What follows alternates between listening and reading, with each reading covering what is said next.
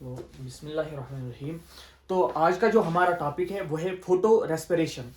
Before we start photo respiration, हमने Calvin cycle में देखा कि कैसे कार्बन डाइऑक्साइड इनकॉर्पोरेट होके कैसे वो रिड्यूस हो जाता है इनटू ग्लूकोज और ट्राइओस फॉस्फेट। वो हमने देखा कैल्विन साइकिल में, हमने अच्छे से देखा कैल्विन साइकिल के स्टेप्स में हमने अच्छे से देखा कैसे कार्बन डाइऑक्साइड पहले कार्बोक्सिलेशन होती है, फिर रिडक्शन होती है, फिर रिजनरेशन होती है। वो हमने कैल्विन साइकिल में अच्छे से देखा। और रिडक्शन में हमने देखा कैसे वो ट्राइओस फॉस्फेट में कन्वर्ट होता है। ठीक, तो यहाँ पे भी हम थोड़ा कार्बोक्सिलेशन का जो कैल्विन साइकिल है उसका पहला सेटअप देखेंगे। कार्बोक्सिलेशन वाला सेटअप देखेंगे, थोड़ा प्रिसाइजली देखेंगे क्या होता है एक्चुअली। तो कार्बोक्सिलेशन वाला सेटअप जो है उसमें क्या होता है, आरयूबीपी रुबिस्को एंजाइम, हाँ, तो इसको रुबिस्को को पहले एक्टिवेट होना पड़ता है। इसके लिए Mg2 पॉजिटिव और कार्बन डाइऑक्साइड की जरूरत पड़ती है। ठीक, तो ये एक्टिव रुबिस्को आरयूबीपी के साथ जब ये एक्टिवेट होता है तो ये आरयूबीपी के साथ एक कॉम्प्लेक्स बनाता है जिसको बोलते हैं रुबिस्को आरयूबीपी कॉम्प्लेक्स।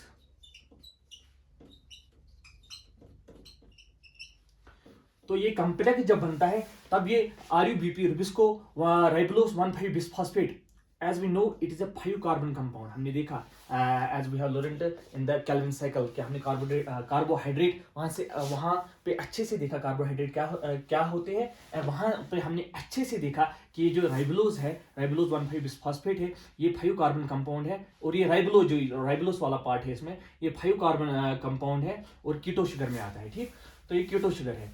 तो इसके बाद ये राइबोलोज, इसकी डिप्रोटिनेशन होती है, मतलब इससे H पॉजिटिव आयन निकलता है। ठीक, और इसका एक इंटरमीडिएट यहां बनता है जो हाईली रिएक्टिव होता है, इनिडिलेट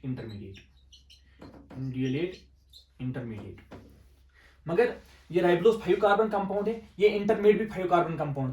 यहाँ पे क्या हुआ, यहाँ पे डिप्रोटिनेशन हुई, ना कि डिकार्बोक्सिलेशन हुई, ना कि यहाँ से कार्बन निकला। यहाँ पे क्या निकला, यहाँ पे हाइड्रोजन निकला। तो दैट इज वाई जो इनिडिलेट इंटरमीडिएट है ये भी 5 कार्बन कंपाउंड है। ठीक, तो इसके बाद क्या होता है, कार्बन डाइऑक्साइड इसके बाद इस इनिडिलेट इंटरमीडिएट के साथ इनकॉर्पोरेट होता है और यहाँ पे और एक इंटरमीडिएट बनता है जो क्या होता है, जो 6 कार्बन कंपाउंड। क्यों?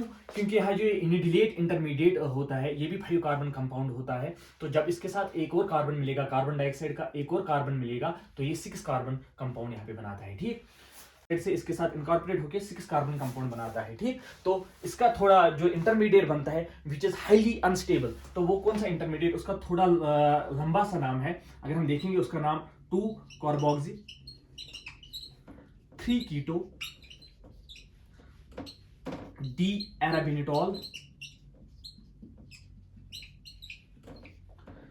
1,5 बिस फॉस्फेट, ये वाला कंपाउंड बनता है 6 carbon compound which is highly unstable in nature. तो इसके बाद इसके साथ वाटर एडअप होता है यहां से और ये फिर क्लीव होता है इनटू 2 मॉलिक्यूल्स ऑफ फास्फोग्लाइसरिक एसिड। ये हमने देखा, हाँ, फास्फोग्लाइसरिक एसिड जो 3 कार्बन कंपाउंड है। यहां से क्या हुआ, अगर ये 3 कार्बन कंपाउंड है, इसके 2 मॉलिक्यूल है, तो यहां से भी 6 कार्बन और यहां से भी 6 कार्बन और रिएक्शन बैलेंस हुई, मतलब कार्बन यहां पे बैलेंस हुए। ठीक, तो यही होता था कार्बोक्सिलेशन में। अब अच्छे से हमने देखा क्या हुआ कार्बोक्सिलेशन में। आरयूबीपी के साथ कार्बन डाइऑक्साइड इनकॉर्पोरेट होके ये कन्वर्ट हुआ 2 मॉलिक्यूल्स ऑफ फास्फोग्लाइसरिक एसिड। तो यहां पे हमने देखनी है फोटो रेस्पिरेशन। फोटो रेस्पिरेशन अगर हम नाम से ही देखेंगे, as the name here suggest, photo that means light and respiration, simple respiration. हमें पता ही रेस्पिरेशन में क्या होता है, रेस्पिरेशन में सिंपल अपटेक ऑफ ऑक्सीजन होता है एंड कार्बन डाइऑक्साइड रिलीज होता है विद सम एनर्जी। ठीक, वो हमें पता है एरोबिक रेस्पिरेशन में क्या होता है। ठीक, अगर हम यहाँ पे बात करें फोटो रेस्पिरेशन, तो यहाँ पे फोटो मींस लाइट, दो light dependent Uptake of oxygen होता है एंड कार्बन डाइऑक्साइड रिलीज होता है from organic compound. This is simply photo respiration. यहाँ पे क्या होता है, ये जो एंजाइम होता है rubisco, actually it is a game of rubisco. जो ये फोटो रेस्पिरेशन होती है, it is actually game of rubisco. क्यों? क्योंकि रुबिस्को जो है it is a bi functional enzyme, it has both property, it can act as carboxylase and oxygenase as well. ये carboxylation भी कराता है एंड ऑक्सीजनेशन भी कराता है। However it has more affinity towards carbon dioxide. In general, ये अगर हम जनरल टर्म की इसकी बात करें, ये जनरली एक्ट करता है, ये जनरली कार्बोक्सिलेशन कराता है। ठीक, जब ये जनरली कार्बोक्सिलेशन में असिस्ट करता है, ये जनरली कार्बोक्सिलेशन वाला सेटअप कैटालाइज करता है। ठीक, अगर हम जनरली देखेंगे ये जो कार्बोक्सिलेशन करता है वहां पे क्या होता है, वहां पे RuBP के साथ कार्बन डाइऑक्साइड यहाँ पे इनकॉर्पोरेट होके ये चेंज होता है, ये कन्वर्ट होता है two molecules of phosphoglyceric acid. But जब ये ऑक्सीजनेस एक्टिविटी दिखाता है, मतलब जब ये ऑक्सीजनेस एक्टिविटी कराता है, जब ये ऑक्सीजनेस एक्टिविटी कैटालाइज करता है, तो क्या होता है, ये ऑक्सीजनेस एक्टिविटी क्यों कैटालाइज करता है, इसके लिए रीजंस है, फैक्टर्स है क्यों ये करता है। And it is the problem of C3 plants, not C4 plants.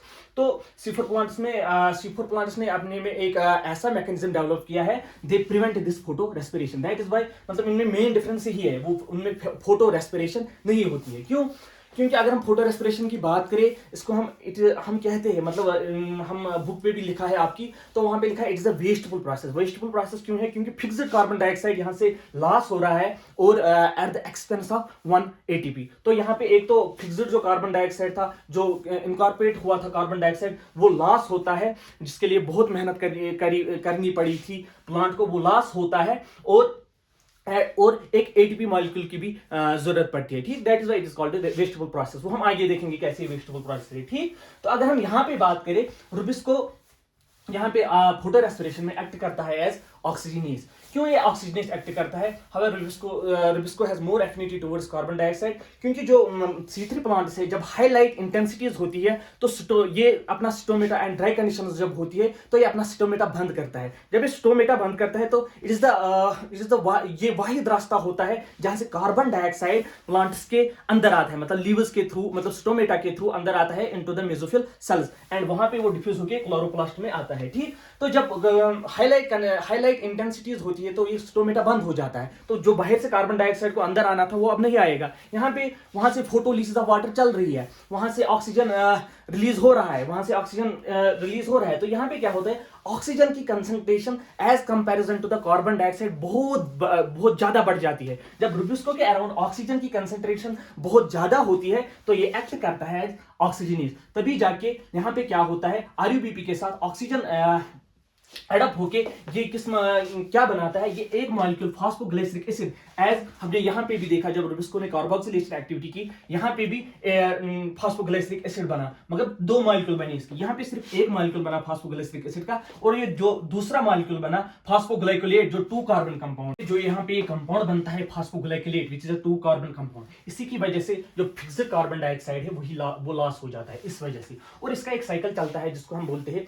Glycolate cycle या C2 oxidative photosynthetic carbon cycle. वो साइकिल जब चलता है, तो इसको क्या होता है, ये फॉस्फोग्लाइकोलेट ये क्लोरोप्लास्ट में होता है, फिर पेरोक्सिज्म में जाता है। It happens to occur through, जो C2 साइकिल है, it happens to occur through a series of cell organelles, एक क्लोरोप्लास्ट, दूसरा पेरोक्सिज्म एंड तीसरा माइटोकॉन्ड्रिया, एंड इनकी सीक्वेंस भी यही होती है। क्लोरोप्लास्ट से निकलकर पेरोक्सिज्म में जाता है, जहां इसकी फिर ऑक्सीडेशन होती है हाइड्रोजन पेरोक्साइड की वजह से, फिर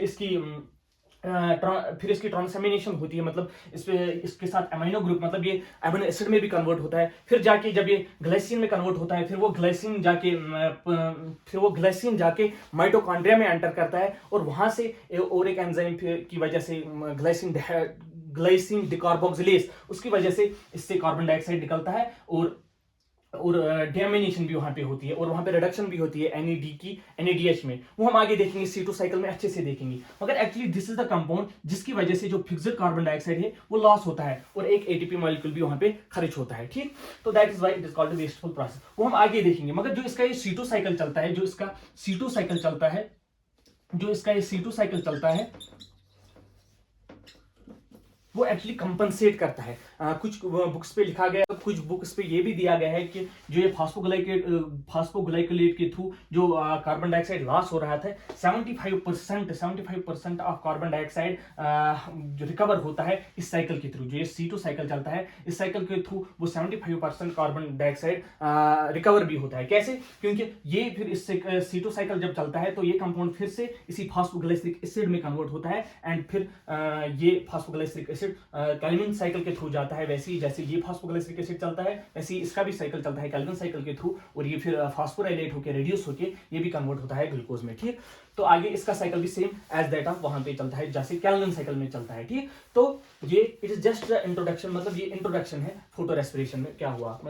तो यहाँ पे मुझे और एक बात भी कहनी है कि डिफरेंस क्या है कार्बोक्सिलेशन एंड फोटो रेस्पिरेशन में। अगर हम कार्बोक्सिलेशन की बात करें, वहां पे आरयूबीपी की कार्बोक्सिलेशन हुई, मतलब आरयूबीपी के साथ कार्बन ऐड हुआ। अगर हम फोटो रेस्पिरेशन की बात करें, यहाँ पे आरयूबीपी के साथ ऑक्सीजन ऐड हुआ, ठीक, यहाँ से आरयूबीपी के साथ ऑक्सीजन ऐड हुआ, मतलब फोटो रेस्पिरेशन में ऑक्सीजनेशन होती है, ठीक, ऑक्सीजनेशन होती है आरयूबीपी की, हाँ, और कार्बोक्सिलेशन में आरयूबीपी की कार्बोक्सिलेशन होती है, ठीक, वहां पे कार्बन एडअप होता है आरयूबीपी के साथ, और यहाँ पे फोटो रेस्पिरेशन में ऑक्सीजन आरयूबीपी के साथ एडअप होता है। ये डिफरेंस है कार्बोक्सिलेशन एंड फोटो रेस्पिरेशन में, ठीक। इसके बाद हम देखेंगे सीटोसाइकिल असल में कैसे होता है, तो वो हम आगे देखेंगे, ठीक।